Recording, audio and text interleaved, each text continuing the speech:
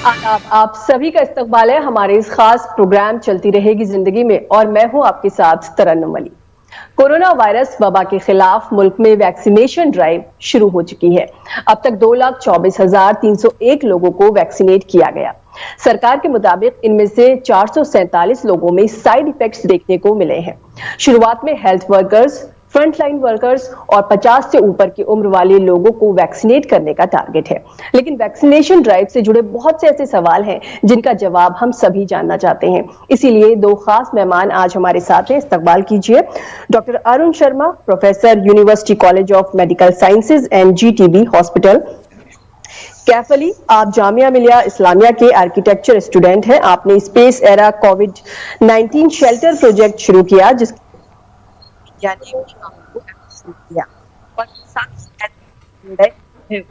आप सभी का इस्तकबाल है प्रोग्राम में। नाज़रीन, आप भी हमें कॉल कर सकते हैं, हमारे नंबर लगातार आपकी टीवी स्क्रीन पर फ्लैश हो रहे हैं और आज भी आप कॉल करें बंद कर दें, हमें इंतजार रहेगा आपके सवालों का। डॉक्टर अरुण शर्मा, सबसे पहले आपसे बात करेंगे। 2,24,000 ऊपर वैक्सीनेट किया गया है। 447 लोगों में इफेक्ट्स देखने के लिए मिले हैं, जिनमें से 3 लोगों को हॉस्पिटलाइज करना पड़ा और वो ठीक है, उनको डिस्चार्ज कर दिया गया है। लेकिन वैक्सीनेशन को लेकर के लोगों में बहुत सारे सवाल हैं। जो साइड इफेक्ट्स लोगों में देखने के लिए मिले हैं, जितने लोगों में देखने के लिए मिले हैं, उससे लोग घबरा गए हैं। क्या हमें इससे डरने की जरूरत है या इस तरह के जो साइड इफेक्ट्स हैं ये बहुत मामूली बात है? जी, ये एक बहुत अहम सवाल है और मैं आपसे ये कहना चाहूंगा कि कोई भी वैक्सीन जो इंजेक्शन के माध्यम से लगाई जाती है उसमें कुछ मामूली साइड इफेक्ट का होना बड़ा स्वाभाविक होता है।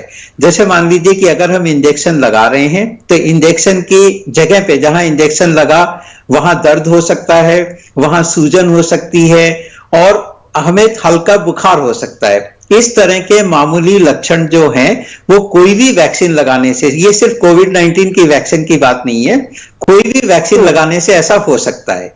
इसलिए इस तरह के छोटे छोटे और लक्षणों से डरने की जरूरत नहीं है। ये अपने आप ही ठीक हो जाते हैं थोड़े समय में, या इसके लिए जो मेडिकल ऑफिसर वहां पे हैं वो हिदायत देते हैं कि कौन सी दवाई खाने की जरूरत पड़ सकती है। इसलिए इन छोटी छोटी इस तरह के साइड इफेक्ट से कोई घबराने की बात नहीं है। हाँ, बहुत कम लोगों में, जैसे आपने बताया कि कुछ लोगों को कुछ ज्यादा तकलीफ हुई है जिसकी वजह से उनको सुपरविजन में रखा जाता है और देखा जाता है कि उनमें कोई सीरियस रिएक्शन तो नहीं हो रहा है। अगर सीरियस रिएक्शन होता है तो उसके लिए भी इमीडिएटली उसका इलाज करने की व्यवस्था है। उन्हें हो सकता है कि ज्यादा देर मॉनिटर करने के लिए एक बार हॉस्पिटल में एडमिट कर लिया जाए और जो भी उनको प्रॉब्लम्स हो रही हैं उनको दवाइयों से ठीक किया जा सकता है। जी डॉक्टर अरुण, 3 लोगों को अभी जी आप पूछिए अभी जी। डॉक्टर अरुण, जैसे अभी हमने देखा 2 दिन पहले नॉर्वे से बहुत एक बुरी खबर आई थी जिसमें 23 से ज्यादा लोगों की मौत हो गई थी वैक्सीनेशन के ठीक कुछ ही घंटों के अंदर, और बाद में तादाद तो खैर 30 के आसपास पहुंच गई। तो आपको क्या लगता है, क्या वैक्सीन के नेचर में कोई बहुत ज्यादा डिफरेंस है? जो फाइजर की वैक्सीन है जो USA और जर्मनी के कोलैबोरेशन से बनी है और जो एस्ट्राजेनेका ऑक्सफोर्ड की है और अपने यहाँ जो भारत बायोटेक बना रही है, क्या वो जो टीका बना है उसका नेचर कुछ अलग है, हमारे यहाँ कुछ अलग है कि उसका रिएक्शन एक बहुत ही दर्दनाक तरीके से सामने आया? आपका जो ऑब्जर्वेशन है वो बहुत सही है अपनी जगह, लेकिन इसका जवाब मैं आपको थोड़ा ध्यान से सुनिएगा इस बात को कि ये जो फाइजर की वैक्सीन है ये यूरोप के देशों में और पूरे यूनाइटेड स्टेट्स में और कनाडा में लगाई जा रही है। अब देखिए कि इसमें से सिर्फ नॉर्वे में एक जगह पे और कुछ लोगों की मौत हुई, और अगर आप उस खबर को और ध्यान से देखेंगे तो जो मरने वाले लोग थे उनकी उम्र 80 से ऊपर की थी। कहने का मतलब ये है कि जो ये साइड इफेक्ट नजर आया जिसकी वजह से ये मौतें हुई, पहली बात तो इसकी हमें साइंटिफिक जानकारी नहीं है कि क्या ये मौत वैक्सीन की वजह से हुई है या वो लोग और भी कोमॉर्बिडिटीज, जैसे आपको पता है कि जिनको कोमॉर्बिडिटीज होती हैं जैसे डायबिटीज है, किडनी का फेल्योर है या हाई ब्लड प्रेशर है, ये लोग पहले से ही ज्यादा बीमार होते हैं, तो ये मौत उन लोगों में हुई है। ऐसा नहीं हुआ कि किसी स्वस्थ जनसाधारण को जिसको टीका लगाया गया है और उसमें ये मौत हो गई है। कहने का मतलब कि ये ऑलरेडी वल्नरेबल लोग हैं, 80 साल से ज्यादा की उम्र के हैं और इनमें ये मौत हुई है। तो इसको हम इस बात से रिलेट ना करें कि वो वैक्सीन ज्यादा हानिकारक है, क्योंकि अगर ऐसा होता तो ये मौत सिर्फ एक कंट्री के एक शहर में सीमित नहीं होती, वो और जगह और देशों में और शहरों में जहां लगाई जाती है वहां भी इस तरह की मौतें होनी चाहिए थी। यानी कहने का मतलब कि ये वैक्सीन डायरेक्टली इस चीज के लिए पूरी तरह से रिस्पॉन्सिबल नहीं है। हो सकता है कि इसीलिए अंडरलाइंग जो बीमारी है वो एग्रावेट हो गई हो इस वैक्सीन की वजह से। जी, ये सवाल मैंने जानबूझकर आपसे इसीलिए पूछा था क्योंकि वैक्सीन को लेकर ऐसे ही बहुत सारे कंफ्यूजन कुछ दिन पहले तक चारों तरफ तारी था लोगों के दिमाग में। तो ये खबर के बाद बहुत मुमकिन है कि लोग डरे होंगे, सवाल दिमाग में उठे होंगे। तो मैंने आपके सामने रखा कि एक एक्सपर्ट ऑब्जर्वेशन क्या है और क्या एक्सप्लेनेशन है वो सामने आ जाए। तो क्या डॉक्टर साहब, क्या ये भी आगे जरूरी होगा कि जो लोग वैक्सीन लेने के लिए जा रहे हैं क्या उनको पूरी जानकारी देनी चाहिए कि हाँ मेरे पास ये कोमॉर्बिडिटीज हैं, पहले से किडनी में प्रॉब्लम है या फिर लंग्स में प्रॉब्लम है या किसी तरीके का कोई रिएक्शन है किसी दवा के लिए? देखिए, वैक्सीन देने से पहले वैक्सीन केंद्र पर जब कोई व्यक्ति जाएगा तो वहां जो मेडिकल ऑफिसर होंगे वो सारे संबंधित सवाल उनसे पहले पूछेंगे। अच्छा। और उनके स्वास्थ्य की जानकारी ली जाएगी और जिन परिस्थितियों में वैक्सीन का लगाना मना है या निषेध है या जिन परिस्थितियों में वैक्सीन के कुछ कुप्रभाव हो सकते हैं उनको डॉक्टर्स पहले पता करेंगे, उनकी जांच करेंगे और जब उनको सही पाया जाएगा तभी उनको वैक्सीन लगाई जाएगी। इस तरह की कोई गलती नहीं की जाएगी कि बिना जिम्मेदारी के साथ पूरी जांच किए बिना वैक्सीन नहीं लगाई जाएगी। और अभी तो ये वैक्सीन सिर्फ फ्रंटलाइन वर्कर्स को यानी डॉक्टर्स, पैरामेडिकल स्टाफ और अन्य लोग जो फ्रंटलाइन पे कोविड वॉरियर्स हैं उनको दी जा रही है। तो जाहिर है कि पहले उनकी स्वास्थ्य की जांच और उनकी जो अंडरलाइंग बीमारियां होंगी उनकी जानकारी एकत्रित करने के बाद ही उनको वैक्सीन दी जा रही है। जी डॉक्टर अरुण, अभी जिन लोगों में साइड इफेक्ट्स देखने के लिए मिले हैं उनमें माइल्ड साइड इफेक्ट्स क्या है और जिन 3 लोगों को भर्ती करना पड़ा था उनमें किस तरह के साइड इफेक्ट्स देखने को मिले हैं? देखिए, माइल्ड साइड इफेक्ट होते हैं जैसे किसी को फीवर हो जाए, किसी को थोड़ी सी जैसे चिल्स जिसको हम बोलते हैं कि सर्दी लगने जैसा कपकपी जैसी चीज होती है, या इंजेक्शन की साइड पे दर्द होता है या जहां पे इंजेक्शन लगा उस जगह पे दर्द हो सकता है, सूजन हो सकती है और इसके अलावा थोड़ी सी जी घबराने जैसी फीलिंग होती है। लेकिन ये बहुत थोड़ी देर के लिए होती है। और जैसे मान लीजिए अगर बुखार हो गया तो बुखार को निपटने के लिए बुखार के लिए जो दवा है वो उनको वहीं दे दी जाएगी और कम से कम 30 मिनट तक यानी आधे घंटे तक उनको सुपरविजन में रखा जाता है, उनको देखा जाता है कि उनकी प्रॉब्लम बढ़ तो नहीं रही है और दवाई देके वो ठीक हो गई है तो 30 मिनट के ऑब्जर्वेशन के बाद अगर वो बिल्कुल स्वस्थ हो गए तो उनको घर जाने दिया जाता है। लेकिन अगर किसी को मान लीजिए दिल की धड़कन बढ़ जाती है, चक्कर आने लगते हैं, बेहोशी होने लगती है, उल्टी आने लगती है तो ये ज्यादा सीरियस साइड इफेक्ट के लक्षण हैं और इन साइड इफेक्ट्स को रिकॉर्ड किया जाता है। एक फॉर्म होता है जिसे हम कहते हैं adverse effect following immunisation form, जिसमें ये सारी डिटेल भरी जाती है और उस मरीज को अधिक कड़ी निगरानी में डॉक्टरों के स्पेशलिस्ट के सामने सुपरविजन में रखा जाता है और उनको जो इलाज करना है उस साइड इफेक्ट का वो पूरा इलाज किया जाता है।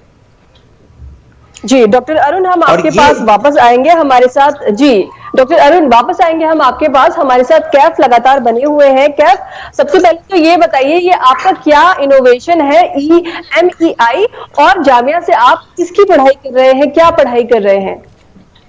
जी शुक्रिया।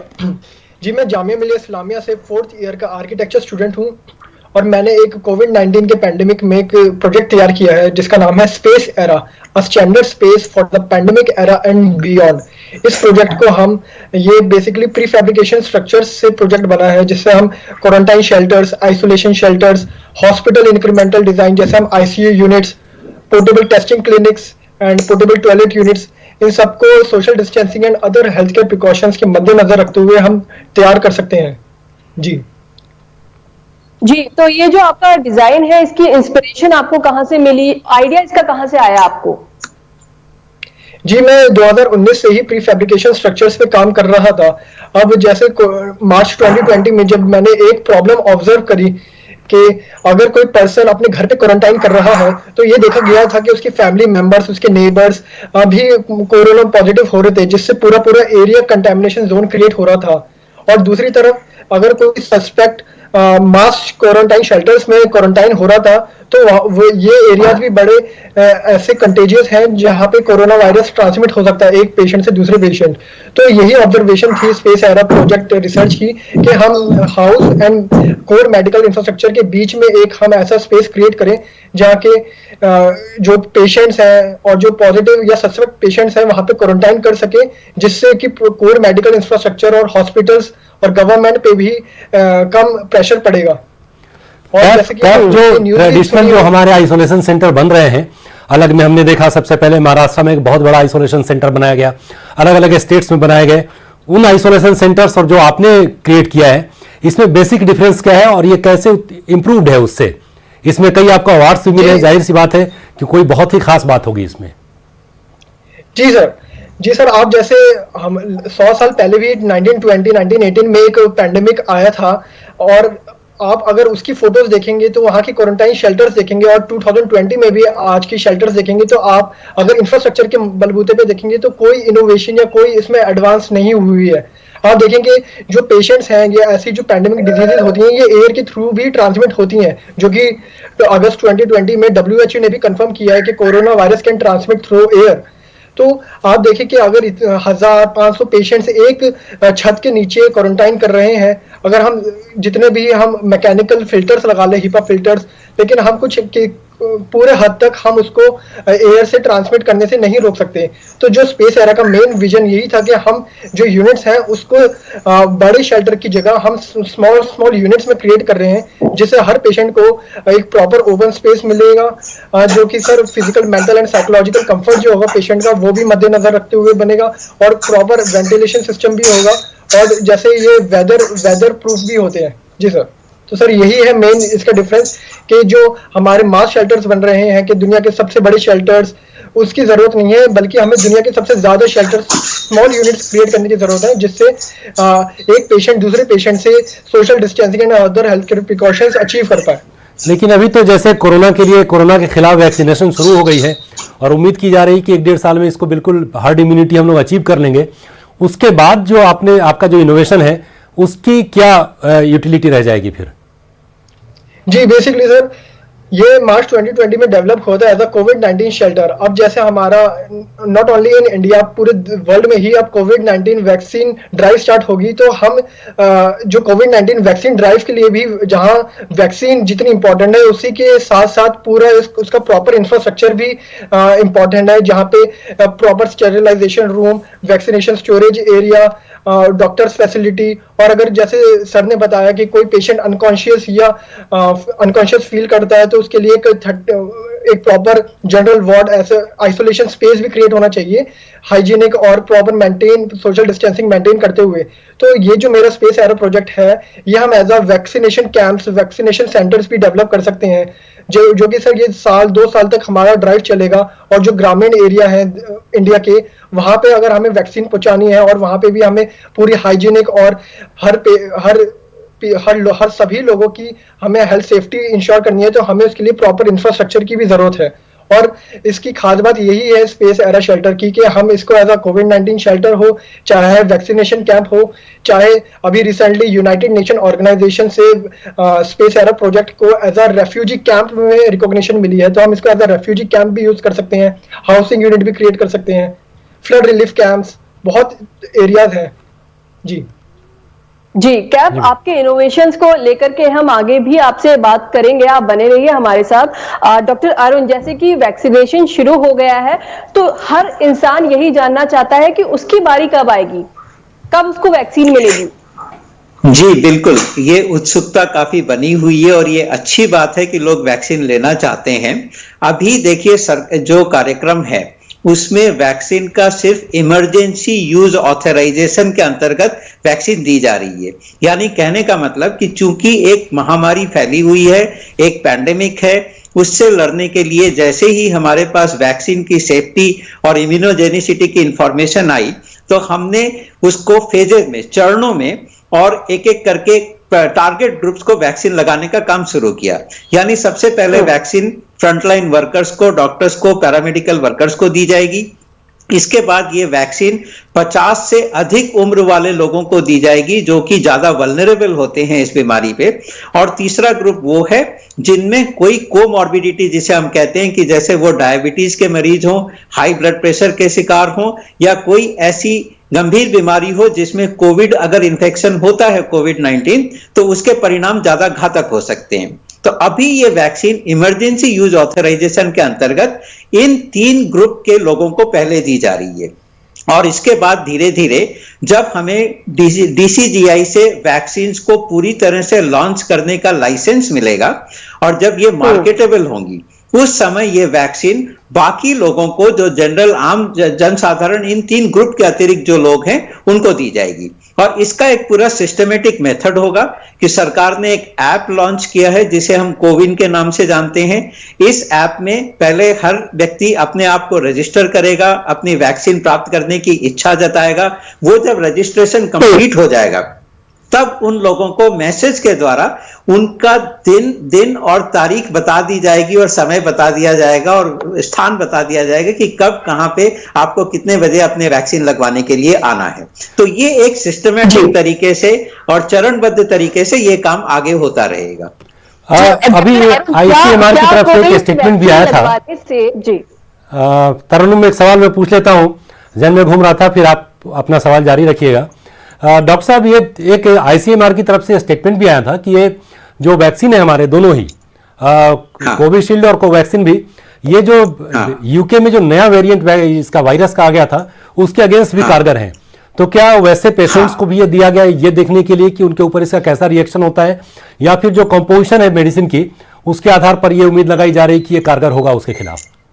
नहीं, देखिए इसमें दोनों बातें हैं। ये वैक्सीन जो सीरम इंस्टीट्यूट ऑफ इंडिया की कोविशील्ड वैक्सीन है, एस्ट्राजेनेका के साथ बनी हुई है, ये और देशों में भी इसका उपयोग किया जा रहा है। और देखा गया है कि जो नया वेरिएंट यूके में, साउथ अफ्रीका में 2 नए वेरिएंट आए हैं उसके प्रति ये कारगर है। ये एक वैज्ञानिक विश्लेषण का नतीजा है। अच्छा। ठीक है, तो ये साइंटिफिक तथ्यों पर आधारित ये बात कही गई है।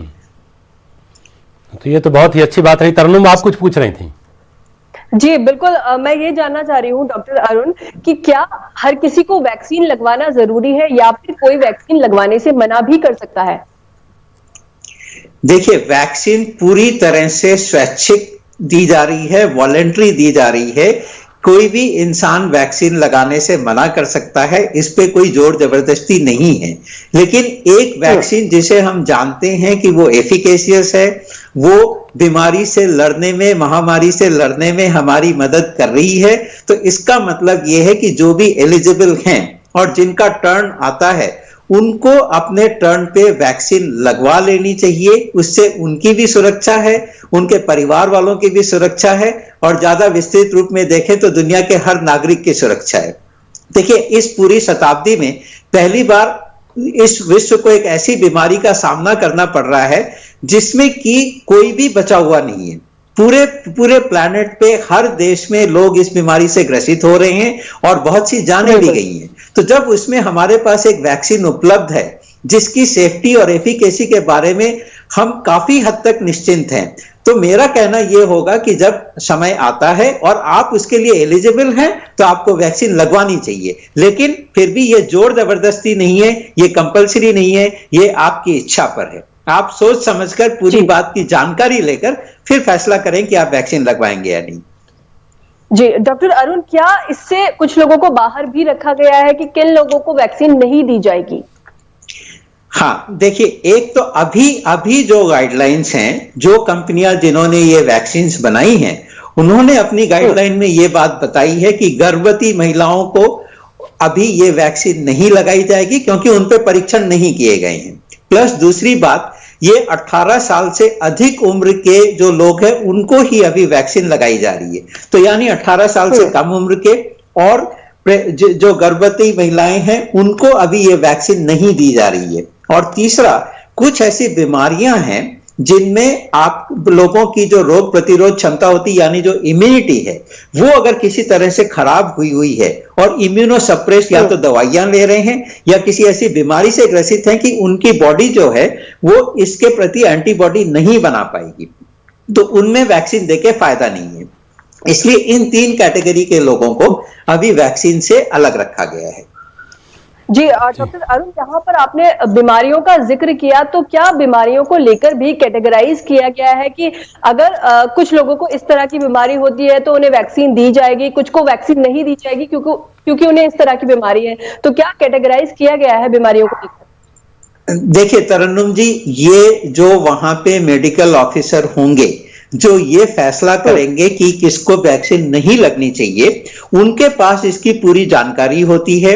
वो उससे संबंधित सारे सवाल पहले पूछते हैं कि वह जो लिस्ट है कि इनमें से आपको ये बीमारी है या नहीं है, उसमें भी कैटेगरी होती है कि मान लीजिए कोई कैंसर का मरीज है, सपोज कीजिए, उसको बीमारी अगर बहुत माइल्ड है, अर्ली स्टेज में है या पूरी तरह से कंट्रोल्ड है, सर्जरी के बाद वो कंट्रोल हो गई, वो अभी किसी दवाई पर नहीं है लेकिन उनको कैंसर तो है, तो उनको वैक्सीन दी जाएगी कि नहीं, ये फैसला वहां वैसे डॉक्टर करेंगे।